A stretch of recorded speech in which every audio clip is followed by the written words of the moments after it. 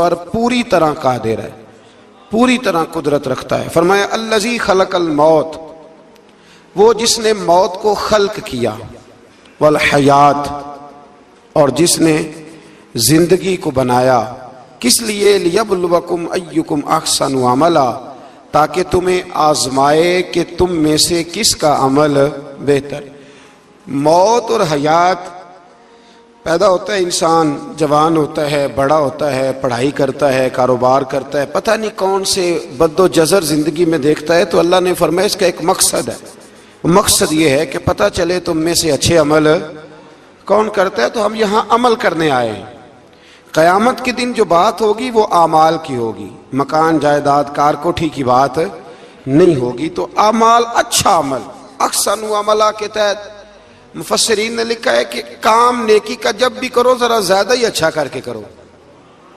وضو کرو تو سونا کر کے کرو، نماز پڑھو تو ذرا آج گئے پڑھنی جو ہے تو اب ذرا سونی کر کے پڑھو، قرآن شریف کی تلاوت کرو تو ذرا پیاری کر کے۔ ذرا میں مدرسے کے بچوں کے ساتھ کبھی کبھی بیٹھتا ہوں، ان سے بڑا کچھ سیکھنے کو ملتا ہے، تو کبھی کوئی بات ان کو کہنے کا بھی موقع ملتا ہے، تو میں انہیں کہا کرتا ہوں کہ ہمارے بزرگ، میری اماں جی جب قرآن مجید کھولتی تھی نا، تو جو وہ رنگ تھا نا بزرگوں کا، حالانکہ وہ حدیثوں میں ہم نے نہیں دیکھا، لیکن وہ کبھی ہم جا کے کوئی بات کرتے تھے نا، تو تلاوت کے دوران تو وہ جلدی سے منہ پہ انگلی رکھتی تھی کہ چپ کرو میں قرآن پاک پڑھ رہی ہوں، اور پھر شنیل کا غلاف، اور پھر اس غلاف کو علیحدہ چومنا، قرآن پاک کو علیحدہ چومنا، اور پھر اس کو ریل میں رکھنا، اور پھر کئی کر کے۔ تو ہم جو آج ہیں تو ہم اس عمل کو اتنا اچھا کر کے نہیں کرتے، بس ٹھیک ہے ہر وقت ہاتھ میں قرآن مجید رہتا ہے تو وہ رویہ نہیں، تو کام کرنا ہے تو اس کو کیا کریں؟ اچھا کر کے کریں، ذرا مزیدار کر کے کریں، عمل کریں تو ذرا بہترین عمل کریں۔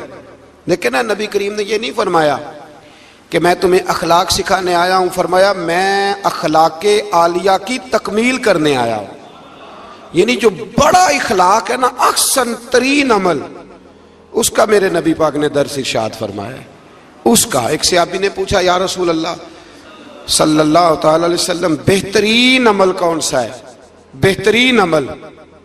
تو حضور نے فرمایا بہترین عمل اس بندے کا ہے عمر لمبی ہو پر کام سارے ہی اچھے ہوں، یعنی تو احسن طریقے سے زندگی گزارے، اچھے طریقے سے تیرا وقت گزرے۔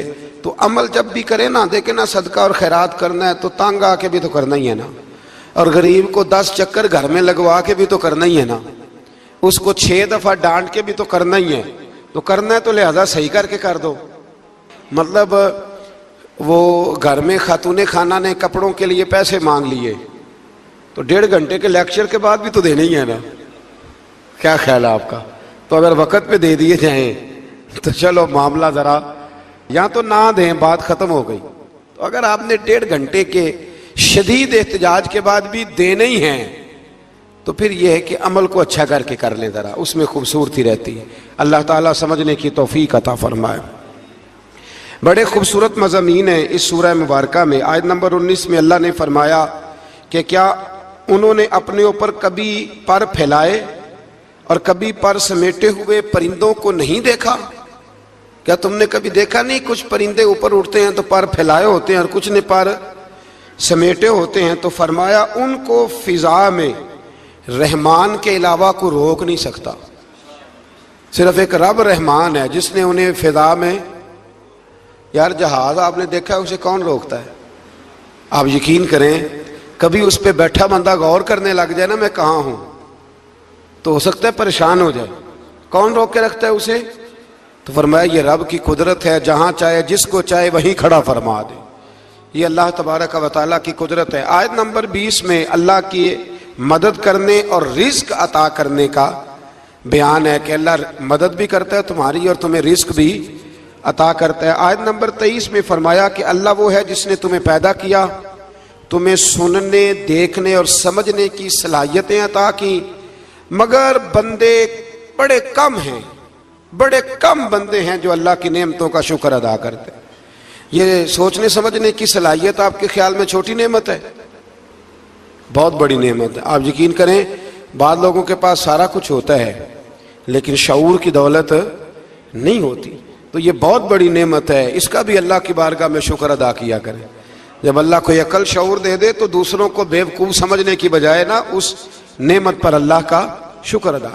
آگے سورہ قلم ہے، اس سورہ مبارکہ کے اندر اللہ تبارک و تعالی نے نا قسمیں ارشاد فرمائیں، اور قسم کھا کے کہا کہ محبوب آپ کوئی مجنون نہیں، آپ کو دیوانے نہیں، یقیناً آپ کے لیے ایسا اجر ہے جو کبھی ختم نہیں ہوگا۔ اور پھر فرمایا وَإِنَّكَ لَعَلَىٰ خُلُقٍ عَظِيمٍ، محبوب جتنے عظیم الشان اخلاق تھے نا ان سب کا ہم نے آپ کو مالک بنا دیا ہے۔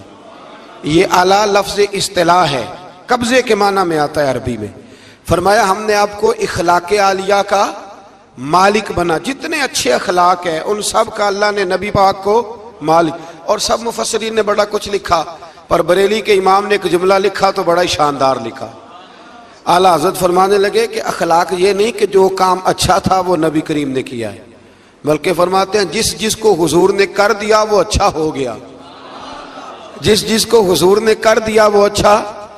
فرماتے ہیں رسول کریم کا مسکرانا بھی اچھا ہی ہے، اور کبھی دین کی مخالفوں پر ناراض ہونا بھی اچھا ہی ہے۔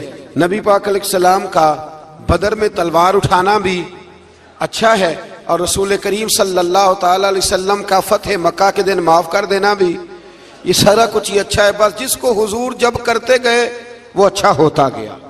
اور حضرت عائشہ صدیقہ رضی اللہ تعالیٰ عنہ سے جب کسی نے پوچھا تھا کہ بتائیے نبی کریم علیہ السلام کے اخلاق عالیہ کیسے تھے، تو حضرت عائشہ صدیقہ کہنے لگی تم نے قرآن نہیں پڑھا؟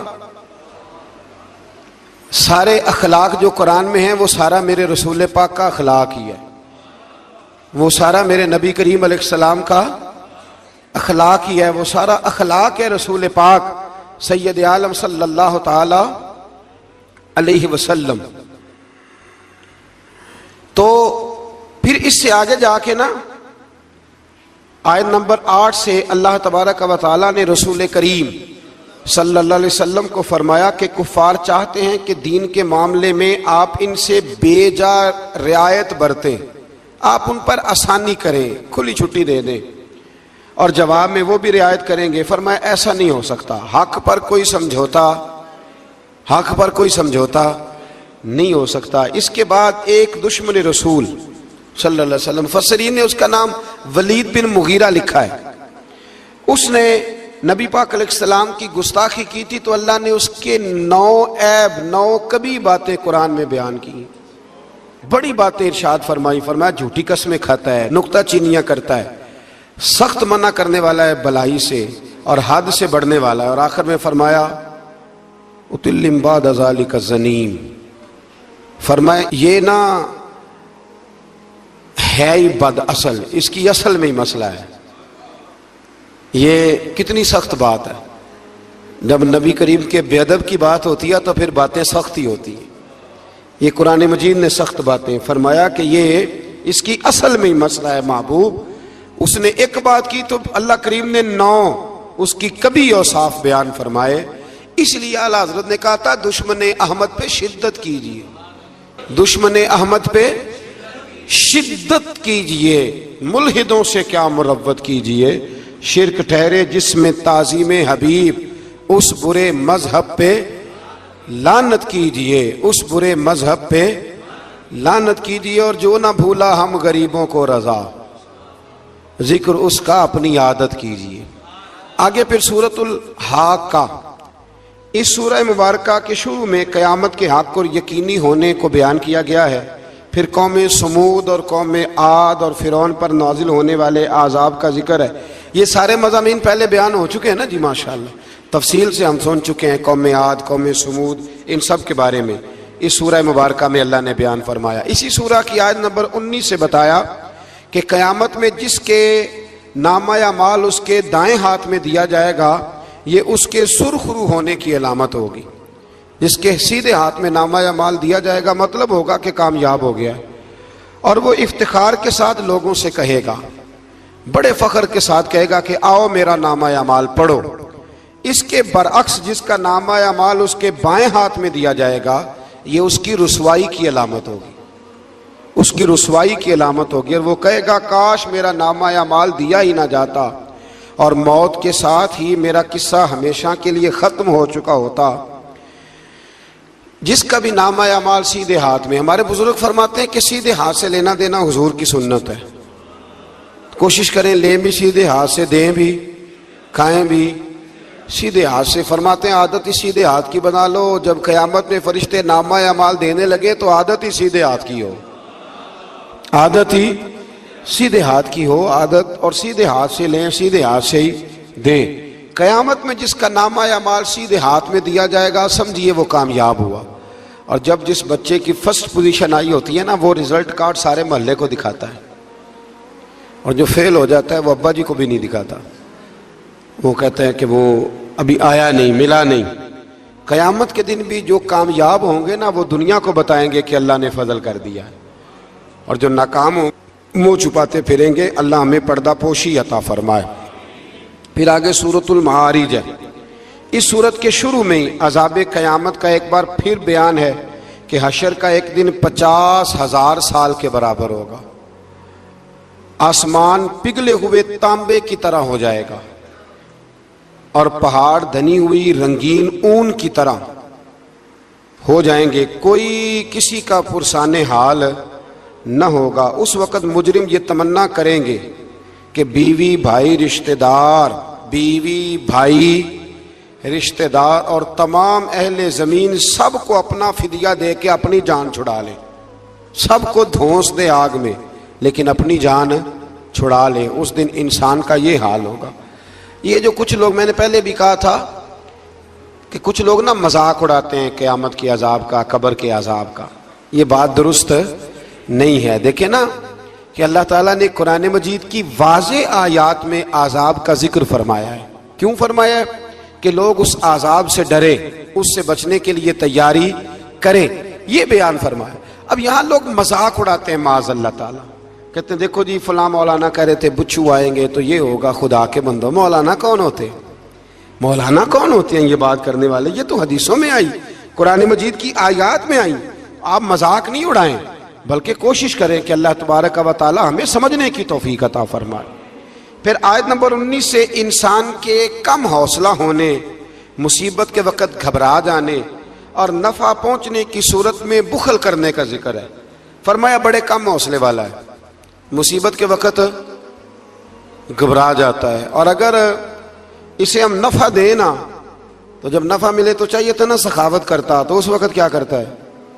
بخل کرتا ہے، کنجوسی کرتا ہے۔ اللہ فرما رہا ہے، نبی پاک علیہ الصلوۃ والسلام نے فرمایا یہ جو سخی ہوتا ہے نا، فرمایا یہ سخی بندوں کے دل کے قریب بھی ہوتا ہے، اللہ کے قریب بھی ہوتا ہے، اور جنت کے قریب بھی ہوتا ہے۔ اور فرمایا یہ جو بخیل ہوتا ہے نا، بخیل یہ بندوں سے بھی دور ہی ہوتا ہے، بندوں سے بھی دور ہے، جنت سے بھی دور ہے، اور اللہ تبارک و تعالیٰ کے قرب سے بھی دور ہے۔ اور حضور فرماتے ہیں جب صبح سورج طلوع ہوتا ہے تو فرشتہ دعا کرتا ہے اللہ سخی کو زیادہ عطا فرما، اور کہتا ہے یا اللہ جو کنجوسی کرے نا اس سے روک لے، اسے نہ دے، اس لیے کہ جب وہ نہیں دے رہا۔ بڑی خوبصورت مثال علامہ اسماعیل حقی نے لکھی ہے۔ آپ فرماتے ہیں کنویں سے سارا پانی ختم ہو جائے تو نیچے سے تازہ آ جاتا ہے، اور اگر پانی ختم نہ ہو اندر ہی پڑا رہے تو باسی ہو جاتا ہے۔ تو ایسا ہونا چاہیے کہ ایک دفعہ سارا پانی ختم، میں آپ کو سارا مال صدقہ کرنے کو نہیں کہہ رہا، لیکن حضرت ابوبکر صدیق نے کئی دفعہ یہ کام کیا۔ ہجرت کی رات بھی سارے پیسے ہی لے گئے، تبوک کے دن بھی سارے پیسے خرچ کر دیے، حضور نے اعلان کیا تو سارے پیسے ہی۔ مولانا حسن رضا صاحب فرمایا کرتے تھے اعلیٰ حضرت کے بھائی، بیاں ہو کس زبان سے مرتبہ صدیق اکبر کا کہ محبوب خدا محبوب ہے صدیق اکبر کا، اور لٹایا راہ حق نے گھر کئی بار اس محبت سے کہ لٹ لٹ کر حسن گھر بن گیا صدیق اکبر کا، لٹ لٹ کر حسن گھر بن گیا صدیق اکبر کا۔ تو کنجوسی سے بچنے کی کوشش کریں۔ ہاں اسلام فضول خرچی سے منع کرتا ہے، فضول خرچی نہیں کریں، لیکن جہاں خرچ کرنا ہو وہاں سے کنجوسی بھی نہ کریں۔ پھر اس سے آگے سورہ نوح کا ذکر ہے۔ اس سورہ کے شروع میں ہی نوح علیہ السلام کا اپنی قوم کی طرف مبعوث ہونے پر قوم کو اللہ کی عبادت کی دعوت دینے اور گناہ چھوڑنے کا ذکر ہے۔ پھر حضرت نوح علیہ السلام نے جو اپنی قوم کے بارے میں اللہ سے فریاد کی کہ اللہ جی نہیں مانتے، پھر عذاب آیا، تو اس ساری بات کا اللہ نے سورہ نوح کے اندر ذکر فرمایا۔ پھر آگے سورۃ الجن ہے، سورہ جن۔ میں نے آپ کو پچھلے کچھ اسباق میں بھی بتایا تھا کہ جن نبی کریم علیہ السلام کے غلام تھے، حضور کا کلمہ پڑھتے تھے۔ جنات مسلمان ہوتے ہیں، بلا وجہ کسی کو تنگ نہیں کرتے۔ ہمارے ہاں جتنا شور ہے نا جنات کے آنے کا، اتنے آتے نہیں، اتنا کالا جادو ہوتا نہیں جتنا کہ ہم لوگوں نے سمجھ لیا ہے۔ قرآن مجید کی آخری 2 سورتیں پڑھیں، اللہ اپنی رحمت فرمانے والا ہے، اللہ کرم نوازی کرنے والا ہے۔ اس صورت میں اس امر کا بیان ہوا ہے کہ جنات جو تھے وہ عالم بالا میں خبروں کی سن گن کے لیے، خبریں تلاش کرنے کے لیے جایا کرتے تھے، مگر اب وہ وقت آ گیا ہے کہ عالم بالا میں ان کا داخلہ بند کر دیا گیا ہے۔ ایک وقت تھا کہ جنات خبریں سننے گننے کے لیے چلے جاتے تھے، اب ان کا داخلہ اب وہاں کی خبریں بتا سکتے، یعنی کوئی بابا جی اگر کہہ دینا کہ مجھے جن نے بتایا ہے کہ تیری اتنی روزی ہے، اتنی باندھ ہے، تب تو مر جائے گا، تو یہ بات اس لیے درست نہیں کہ اب جنوں کا وہاں جانا ویسے ہی بند ہو گیا۔ تو اب بابا جی تو آپ کو پتہ ہے نا، یہ بھی کہہ دیتے ہیں اللہ ماشاءاللہ کہ وہ چیزیں پیسے مانگتی ہیں، یعنی بڑی بڑی عجیب فلسفے کے ساتھ نا وہ چیزیں پیسے مانگتی ہیں۔ تو میں نے کہا مطلب چیزوں کا پیسے مانگنا تو سمجھ میں نہیں آتا، یا پھر کوئی ایسی بات بتا دی جاتی ہے کہ جس سے وہ پیسے دینے والا ماحول بن جاتا ہے۔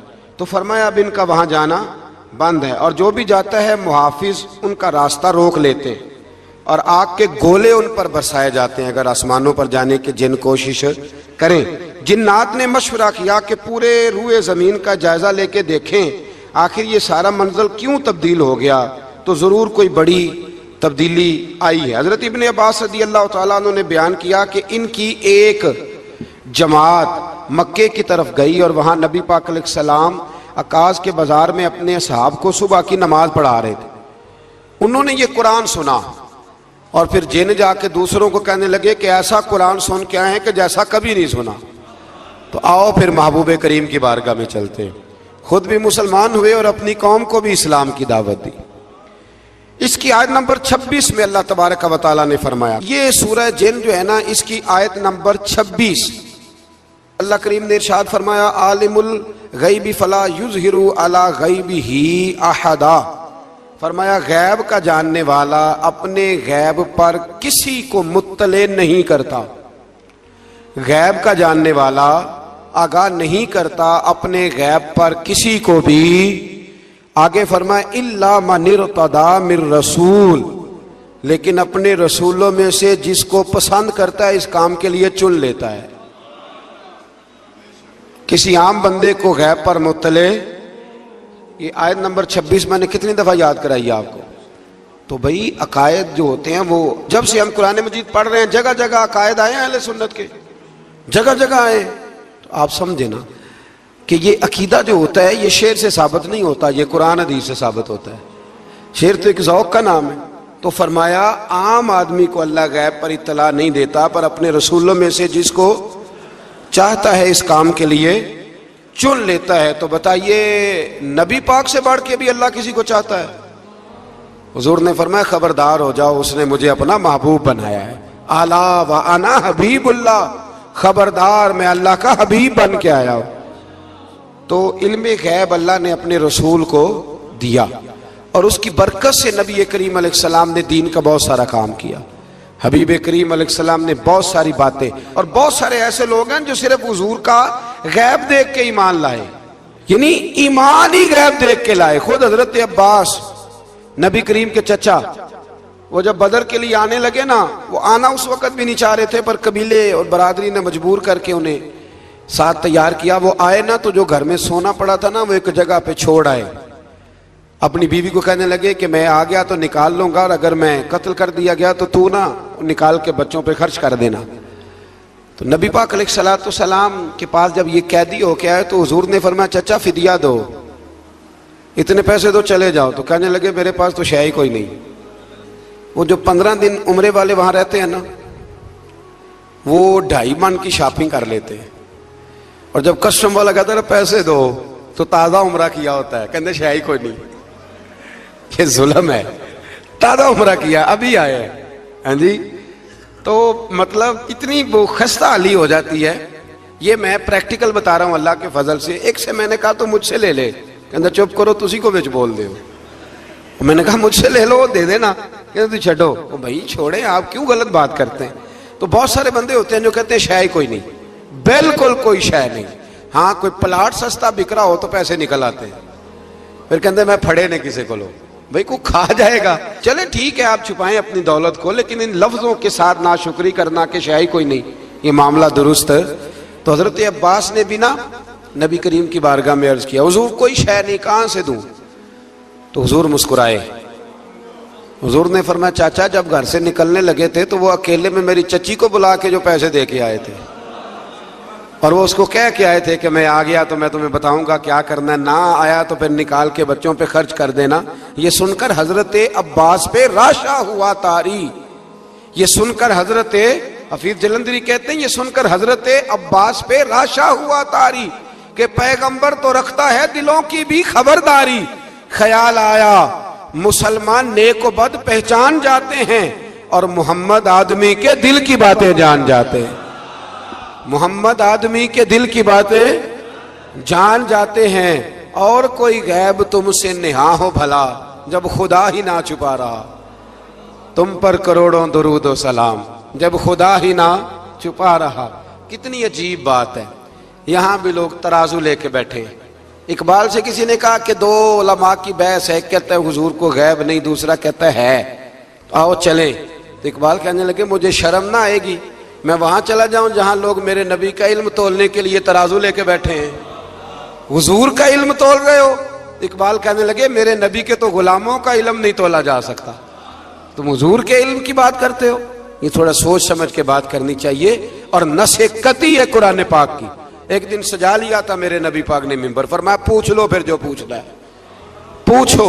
تو حضرت عمر جیسے لوگ اٹھ کے کھڑے ہو گئے, کہا یا رسول اللہ ہم اللہ کے رب ہونے پہ راضی ہیں, آپ کے رسول ہونے پہ راضی ہیں, اسلام کے دین ہونے پہ حضور ہم بڑے راضی ہیں, ہم بڑے راضی. اس لیے یہ تو ایسا مسئلہ ہے کہ اس مسئلے کو دیکھ دیکھ کے لوگ مسلمان ہوئے. تو حضرت عباس کو جب حضور نے ساری بات بتائی نا تو حضرت عباس کہنے لگے فدیہ مرضی کا لے لینا پر پہلے مجھے کلمہ پڑھاؤ. کہا کیوں؟ فرمایا مجھے سمجھ آ گئی ہے, وہ بات میرے اور میری بیوی کے علاوہ کسی کو پتہ ہی نہیں, اگر آپ کو پتہ چلی ہے تو یقیناً آپ کو کوئی بتانے والا ہے, تو وہ جو آپ کو بتانے والا ہے نا وہی رب العالمین ہے. تو حضور کا تو غیب دیکھ کے دنیا کلمہ پڑھ جاتی تھی.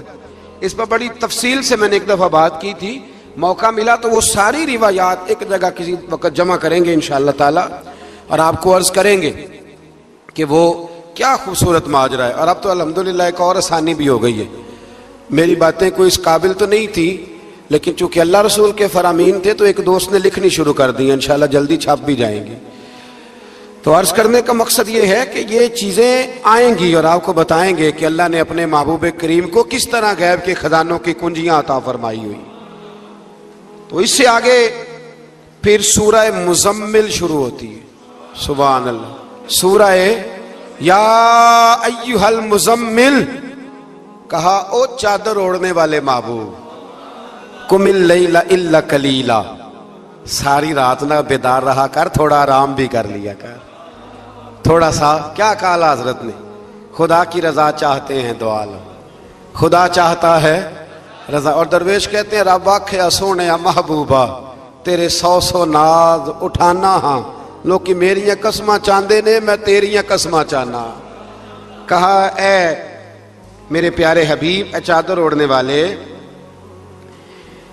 تھوڑا آرام بھی کیا کریں. حضور ساری رات نماز پڑھتے تھے نا, تو اللہ نے کہا محبوب تھوڑا آرام بھی کیا کریں. پھر اس میں بڑے خوبصورت چیزیں اللہ کریم نے بیان فرمائی ہیں, قیامت کی ہولناکیوں کا بھی ذکر فرمایا ہے. پھر آخر میں فرمایا کہ تم اپنی بھلائی کے لیے جو کچھ بھی آگے بھیجو گے اس کو اللہ تعالیٰ کے پاس اس سے بہتر اور زیادہ ثواب والا پاؤ گے. یعنی اس کا معنی یہ بھی ہو سکتا ہے کہ اپنی سوچ سے زیادہ تم ثواب پاؤ گے جو چیز آخرت کے لیے تم بھیجو گے. اور اللہ سے مغفرت طلب کرتے رہو, بے شک اللہ بہت مغفرت فرمانے والا اور بے حد رحم کرنے والا ہے. پھر اس سے آگے سورہ مدثر ہے, مزمل کے فوراً بعد سورہ मुदस्सर, इस सूरह मुबारक में बड़ा खूबसूरत अंदाज है। या अय्युहल मुदस्सर, ए चादर ओढ़ने वाले, कुम फअंज़िर, उठिए और लोगों को डराइए। उठिए, आप पैगाम दीजिए, उठिए लोगों को डराइए। उठ बांध कमर क्यों डरता है, फिर देख खुदा क्या करता है। आप उठिए। इस सूरत में अल्लाह ताला ने आपको शान महबूबी के साथ खिताब करते हुए फरमाया है, चादर ओढ़ने वाले उठिए और लोगों को अल्लाह के अजाब से डराइए और अपने रब की किबरियाई का ऐलान फरमाइए। बताइए कि आपका रब कितना बड़ा है। आयत नंबर 42 में फरमाया, जहन्नमियों से पूछा जाएगा तुम्हारे जहन्नम में जाने का सबब क्या बना। ये सूरह मुदस्सर की आयत नंबर 42, 42, चलो बता लिया आखिरी ने। आयत नंबर 42, जहन्नमियों से पूछा जाएगा जहन्नम में आए हो तो सबब क्या बना। तो वो पहला सबब बताएंगे कि हम नमाज पढ़ने वालों में से ना थे। पहला सबब दोज़ख में जाने का नमाज ना पढ़ना है। रमजान के बाद भी पढ़ेंगे इंशाल्लाह, और ईद वाले दिन भी पूरी 5 पढ़नी है इंशाल्लाह, पूरी 5। ये नए कपड़े लोगों को बाद में दिखाना, पहले सवेरे पहन के ना रब की बारगाह में जाओ। सवेरे पहन के ना अल्लामा अब्दुल सत्तार खान न्याजी, अल्लामा न्याजी, मैं जब उनके मज़ार पे जाता ना, मियाँ वाली जाने का जब मौका मिलता है तो मैं ना खड़ा होता हूँ। आप यकीन करें उस बंदे की कब्र पे खड़े होके भी जज्बा ही मिलता है। क्या बंदा था वो ना, पगड़ी बांधते थे बड़ी। हमारे बरेली शरीफ के बुजुर्ग भी ना वो पगड़ी बांधते शिमले वाली। चले आज बात आ गया तो उसकी भी मैं हिकमत बता दूं। वहां ना सिख भी पगड़ी बांधते हैं, तो कपड़ा भी अक्सर एक जैसा ही उनके लिए आता, तो मुसलमान भी खरीद लेते थे। तो वो सिख जो होता है ना, वो शिमला नहीं निकालता, तो उससे फर्क करने के लिए वहां के मशाइख ने ना शिमला निकालना शुरू किया।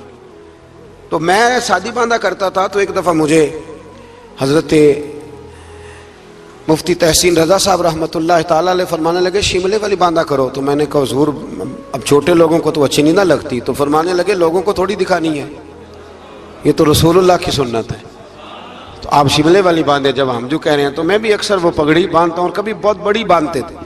तो अल्लामा न्याजी पगड़ी बांधते थे, तो जिन लोगों ने देखा बड़ी ऊंची होती थी, और बड़ी ऊंची पगड़ी और हाथ में छड़ी होती थी, और कभी वो तकरीर करते थे तो जमीन पे लगाते थे, तो पता चलता था कि मर्द बात कर रहा है।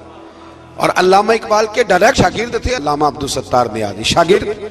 वो मदीना शरीफ जाने लगे ना, तो किसी ने उनसे कहा न्याजी साहब ये पगड़ी उतार के जाओ, ये पगड़ी उतार के जाओ। तो अल्लामा न्याजी साहब फरमाने लगे क्यों उतार के जाऊं, पहन के जाऊंगा। जब हुजूर की बारगाह में न्याजी का सर झुकेगा तो शिमला भी झुकेगा, और दुनिया को पता चलेगा जिसका सर कभी कहीं नहीं ना झुकता, इस रोजे पे आके उसकी गर्दन भी झुक जाया करती। इसलिए साथ लेके जानी है पगड़ी, ताकि लोगों को पता चले। तो आप नए कपड़े पहन के ना कभी साज संवर के मस्जिद भी जाया करें, खूबसूरत हो के। कुरान मजीद ने कहा गालिबन नामे पारे में है कि नमाज के वक्त जीनत इख्तियार करो, अच्छे बन के। तो नए कपड़े पहन के ना ईद वाले दिन 5 नमाजें पाबंदी से पढ़नी है इंशाअल्लाह ताला। ये रश देखना है इंशाअल्लाह ताला, पता चलेगा कि रमजान के रोजों ने असर किया हमारे ऊपर। तो जहन्नमियों से पूछा जाएगा दोज़ख में आने का सबब क्या बना, तो कहेंगे हम नमाज पढ़ने वालों में से ना थे, और दूसरी बात ये कहेंगे कि हम मिस्कीन को खाना नहीं खिलाते थे। दोज़ख में जाने का दूसरा सबब कि तौफीक के बावजूद लोग मिस्कीनों का ख्याल नहीं रखते। और तीसरी बात वो ये कहेंगे कि हम लगव कामों में मशगूल रहते थे। लगव काम, बेहुदा काम उसको कहते हैं जिसका फायदा कोई नहीं। ये बड़े बड़े सियाने लोग गेमें खेलते, सियाने लोग, अक्लमंद लोग। तो ये जहन्नम में जाने का तीसरा सबब कुरान ने बयान किया। लगविया, फट्टे पे बैठ गए, फजूल बात शुरू कर दी। भाई इससे बेहतर था तो कुरान मजीद की तिलावत करता। ऐसे ही बिला वजह लगवियात हैं ये सारी। मैं मना नहीं करता खाना खाने के लिए कभी जरूर जाएं, लेकिन ये माहौल ही बना लेना कि आज तुझे पार्टी है तो कल मुझे पार्टी है तो परसों उसको पार्टी है। तो ये शुगल मेला हर वक्त का, मुसलमान के पास तो इतना वक्त ही नहीं। एक दोस्त मुझे कहने लगे कि मैं आजकल बड़ा बोर हो रहा हूं। तो मैंने कहा तो असल में फारग है, वरना हमारे पास तो टाइम ही कोई नहीं बोर होने का। बंदा मतलब को फुर्सत मिले तो बोर हो ना, पता नहीं कहां से लोग टाइम निकाल लेते, अब बोर भी हो लेते। तो आप फारिग लगवियात से बचे। लगव काम करना जहन्नुम में जाने का तीसरा सबब है। ये कुरान मजीद ने इस सूरह मुबारका की आयत नंबर 42 में इरशाद फरमाया। اور چوتھے نمبر پر کہیں گے ہم قیامت کے دن کو جھٹلاتے تھے کہ موت ہمارے سر پہ آ گئی۔ یہ 4 کام ہیں جو جہنم میں جانے کا سبب بنیں گے۔ نماز نہ پڑھنا، پہلا کام مسکین کو کھانا نہ کھلانا، اور تیسرا لغو اور فضول کاموں میں مشغول رہنا، بالکل کسی کوئی فائدہ ہی نہیں وہ کام کرتے رہنا، بالکل بے معنی بے مقصد کام کرنا۔ اور چوتھے نمبر پہ کہیں گے کہ ہم قیامت کے دن کو، آج بھی کچھ لوگ کہہ دیتے ہیں کہ مریں گے تو دیکھی جائے گی، مثلا کیا دیکھ لیں گے آپ؟ اتنی بڑی جرت، اتنی بڑی، اللہ تعالی ہمیں سمجھنے کی توفیق عطا فرمائے۔ سورۃ القیامہ شروع ہو جاتی ہے جی اس سے آگے۔ اس سورہ مبارکہ کے اندر اللہ تبارک و تعالی نے ان لوگوں کے بارے میں جو آخرت کے منکر ہیں، اللہ تعالیٰ نے قسم ذکر فرما کے ارشاد فرمایا، کیا انسان نے یہ گمان کر رکھا ہے کہ ہم مرنے کے بعد اس کی ہڈیوں کو جمع نہیں کریں گے؟ کیوں نہیں؟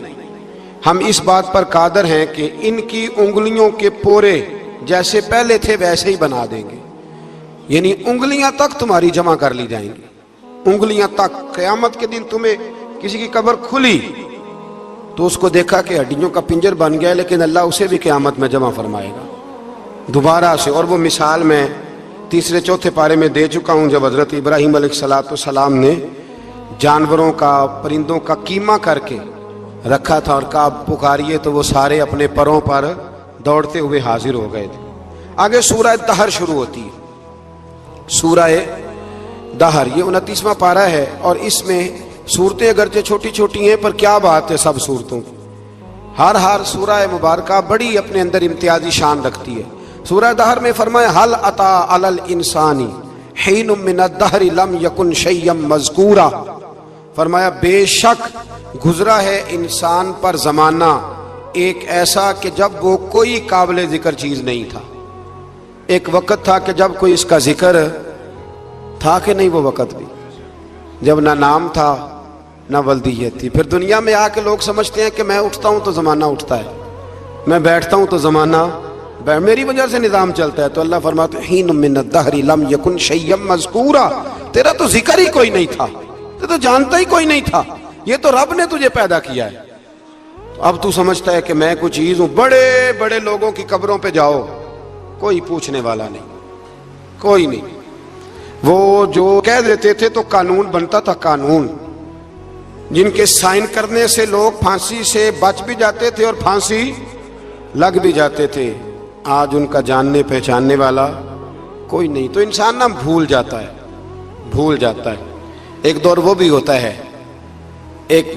ہوتا ہے جب بس میں بیٹھنے کو جگہ کوئی نہیں دیتا، اور ایک دور وہ بھی ہوتا ہے کہ درجنوں کاریں لے کے لوگ گلیوں میں کھڑے ہوتے ہیں۔ انسان کو سارے وقت یاد رکھنے چاہیے، اسے بھولنا۔ حضور علیہ السلام اکثر فرمایا کرتے تھے کہ میں تو اس ماں کا بیٹا ہوں جو گوشت کے خشک ٹکڑے کھا کے بھی گزارا کر لیتی تھی، گوشت کے خشک ٹکڑے کھا کے بھی گزارا کر لیتی تھی۔ اور حضرت عمر فاروق کی زبان پر یہ جملہ ساری عمر رہا کہ میں اونٹ چرانے والے کا بیٹا ہوں، یعنی ساری زندگی رہا۔ لوگ بھول جاتے ہیں۔ محمود غزنوی نے ایاز کو بڑا نوازا، لوگوں نے شکایت کی کہ ایاز تو آپ سے تحفے لے لے کے تو جنگل میں جمع کر رہا ہے دولت۔ محمود کہنے لگے تمہیں کیسے پتا؟ کہنے لگے عصر کے بعد کہاں جاتا ہے روز، پتا ہے؟ لگا نہیں، تو کہا پھر آپ کو آج تک یہ نہیں پتا کہ عصر؟ محمود کہنے لگے واقعی یار اس نے کبھی بتایا نہیں عصر کے بعد کہاں ہوتا ہے۔ عصر کی نماز پڑھ کے محمود ایاز کے پیچھے پیچھے گئے تو جنگل میں جا کے نا ایک جھونپڑی اندر سے کنڈی لگا لی، سپاہی ساتھ تھے۔ محمود نے غصے سے دروازہ بجایا، کھٹکھٹایا، اور ایاز نے جھٹ سے دروازہ کھولا۔ محمود دھکا دے کے اندر گئے تو دیکھا تو ایک پھٹی ہوئی چٹائی، ایک پرانا کرتا، ٹوٹے ہوئے جوتے، ایک پگڑی اور تھوڑا سا نا سامان ہلکا پھلکا بکھرا پڑا ہے۔ یہ کیا ہے؟ کیوں آتے ہو یہاں؟ بتایا کیوں نہیں؟ تو ایاز کہنے لگے بادشاہ میں یہاں نا روزانہ اپنی اوقات یاد کرنے آتا۔ کیا مطلب؟ کہنے لگے جب میں تیرے پاس آیا تھا تو یہ والا میں نے پہنا ہوا تھا لباس، یہ میرے گھر کی کل مالیت تھی، تو بادشاہ ہے، آج اگر تو ناراض ہو جائے تو کون پوچھ سکتا ہے؟ میں روز آ کے اپنی اوقات یاد کرتا ہوں کہ دوبارہ اگر یہاں آنا پڑے تو مجھے مشکل نہ ہو۔ ملا رومی سے کسی نے کہا تھا خشیت کیا ہوتی ہے؟ تو آپ فرمانے لگے ایک مانگنے والی سے ایک بادشاہ نے نکاح کر لیا تھا، مانگتی تھی، بادشاہ کو پسند آ گئی، شادی ہو گئی، تو سارا دن روتی تھی، سارا دن روتی تھی۔ تو اس کی کنیزیں اس سے کہنے لگی کہ بس بھی کر، اللہ کا شکر بھی ادا کر، اتنا تجھے اللہ نے نواز، تو روتی رہتی ہے۔ تو کہنے لگی اس لیے نہیں روتی، روتی اس لیے ہوں کہ میں اس قابل نہیں تھی، اور ڈرتی اس بات سے ہوں کہ کہیں میرا سائیں ناراض نہ ہو جائے۔ میں تے گلیاں دا روڑا کوڑا، میں گلیاں دا روڑا کوڑا، تے مینوں محل چڑھایا، مینوں محل چڑھایا۔ ایک میرا سنگی نا بڑا مہنگا سویٹر لے آیا میرے لیے، کچھ زیادہ ہی مہنگا تھا وہ۔ میں نے اسے کہا یار یہ رکھ لے تو، کہنے لگے ہم لے آئے تو بس قبول کریں۔ تو میں نے کہا میری اماں نا کروشیے سے میرے لیے سویٹر بناتی تھی، کروشیے کی ٹوپی، پتہ نہیں کروشیے کا بھی نئی نسل کو پتہ ہو کہ نہ ہو، تو وہ اماں جی نے بنا کے دیا، تو پھر اس کے بعد میرے چھوٹے بھائی نے بھی پہنا، پھر میرا ایک بھانجا لے گیا چھوٹا، اس نے بھی پہنا۔ تو وہ اتنا مزیدار ہوتا تھا، اتنا شاندار ہوتا تھا کہ جو دھاگے اس میں لگے ہوئے تھے وہ دوبارہ کسی اور جگہ نظر، وہ کہیں اور میسر۔ تو اپنی اصل جو ہوتی ہے اس کا خیال رکھیں، اس کا دھیان کریں، اس پر توجہ کریں، اس پر ضرور غور کریں، یہ بڑی اہم بات۔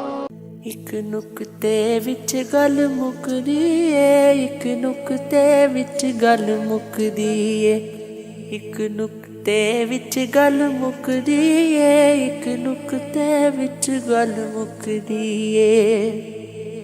پھڑ نقطہ چھوڑ حساباں نوں،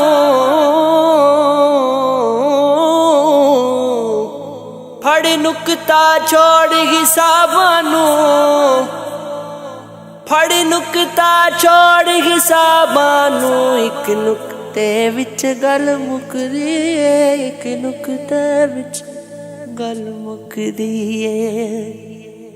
تو الف دا نقطہ بندیا تو، ایویں مٹی دے وچ لکیا تو۔